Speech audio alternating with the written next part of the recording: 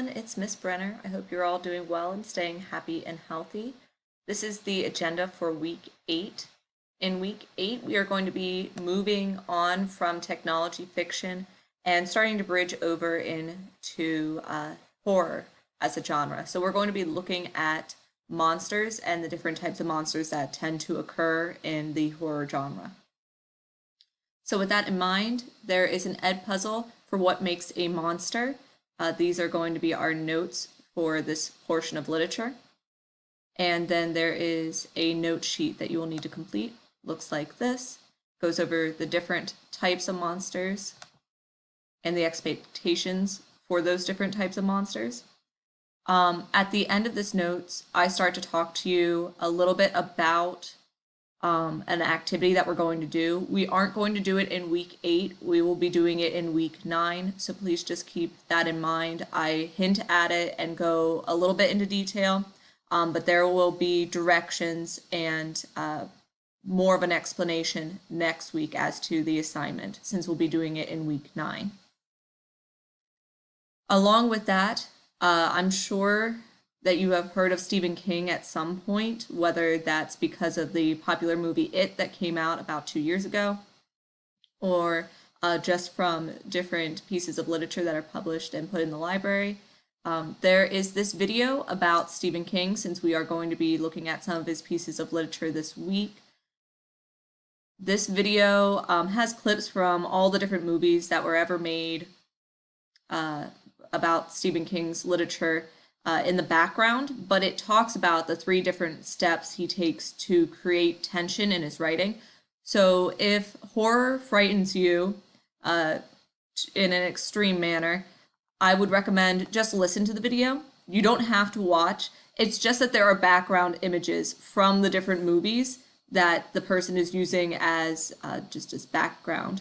So you don't need to watch it if that kind of thing frightens you. You can just listen to it, but it gives you a better understanding as to why Stephen King is so well known and so popular within the horror genre. Our first short story by Stephen King that we're going to be reading is Graveyard Shift. There is the audio link, then our reading questions that look like this for Graveyard Shift. And then we have a discussion about Graveyard Shift, where I ask what form of monster or a combination between the 3 forms discussed in the notes do you believe is occurring within the short story Graveyard Shift by Stephen King. Explain your reasoning using evidence from the text. This needs to use 3 examples from the story to support your interpretation of the monster or monsters in Graveyard Shift. Minimum of 100 words, and then comment on one other student's post in an etiquette appropriate manner and discuss the events within the story. Minimum of 25 words for the comment. Alrighty. So Graveyard Shift does use some adult language. If that makes you uncomfortable, please let me know. The different characters, when they are angry with each other, will use adult language. All of the characters are a little bit abrasive, and that's just kind of Stephen King's writing style, that his characters are rough around the edges the majority of the time. If that makes you uncomfortable, please let me know. I will find you a different story. Our next activity is your choice of 3 different Stephen King stories. Gray matter is going to contain the least adult topics.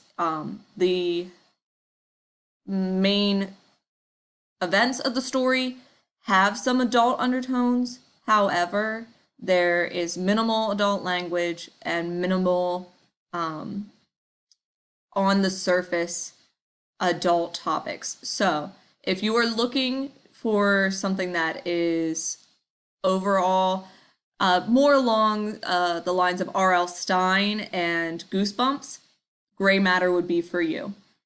If you are a big fan of zombies, particularly Zombieland, which is kind of a mesh between comedy about zombies and some gore and horror, then the next option, which is Home Delivery, would be for you. This does contain adult topics. The main protagonist in the story is pregnant during the zombie outbreak, so just be aware that there are adult topics, adult language. And the story itself is decently mild, not nearly as gory as some other stories written by Stephen King. However, it is still a thriller zombie story. The last one is Children of the Corn. This is probably the most suspense and thriller styled horror story out of the three that I have linked for you. Children of the Corn does use adult language. It uses adult topics. It has things that might be uncomfortable for readers, so please just be aware of that. If you enjoy reading Stephen King, you would probably really like this story. It's very well known, very popular, made into a well-known movie, but the story itself is a little bit different. So if you are a fan, I do recommend reading Children of the Corn. So once you have decided which of these three you want to read, I also have audiobook versions of each of them linked in the folders. We have our chart for monster type. Sorry, there we go. Monster type and for illusion. And our discussion post. Compare the monsters and the monster types in the stories read, I'm sorry, that's supposed to say week 8 of Graveyard Shift, along with either your choice of Home Delivery, Children of the Corn, or Gray Matter. Which monsters do you feel are superior to the other monsters? Explain your opinion using evidence from the stories. This is a minimum of 100 words, and then you should comment on another student's response discussing the central topic of the different monster types with a minimum of 25 words. And then our last assignment is our silent reading for the week. What we are doing for our silent reading at this point, I would expect that you have either come close to finishing, have already finished, or are well into whatever you are currently silently reading. So I would like you to research the author of your silent reading literature choice. This should not be any of the stories that we are reading together as a class. So your research should not be on Stephen King for this week. And make connections between the author's experiences and those described in the book of choice. So, for example, as we read literature written by Stephen King, it should be known that he often draws from his own experiences. He uses his own memories, interests, enjoyments in life to shape the environment for the plots of his stories, which is why so many of his stories take place in the state of Maine as his inspiration for the setting of his stories for a variety of reasons, including this is where he grew up. So he draws from his experiences as a young child and a lot of times his own personal fears that he felt when he was a child. He draws on that for his characters. So go ahead and do a little bit of research on the author that you are currently reading and see if you can draw any connections between their writing and their own personal experiences. Oftentimes, if you look for an interview, if you type in the author of what you were reading and then put in interview afterwards, you can find them doing an interview specifically on the book that you are reading. So complete your research and then post your initial post. Read and comment on one other student's post in an etiquette appropriate manner with a minimum of 25 words. And those are all of our assignments for week 8. If you have any questions for me, please feel free to send me an email. I would be happy to help. As we are coming to the end of the marking period, we are 2 weeks away.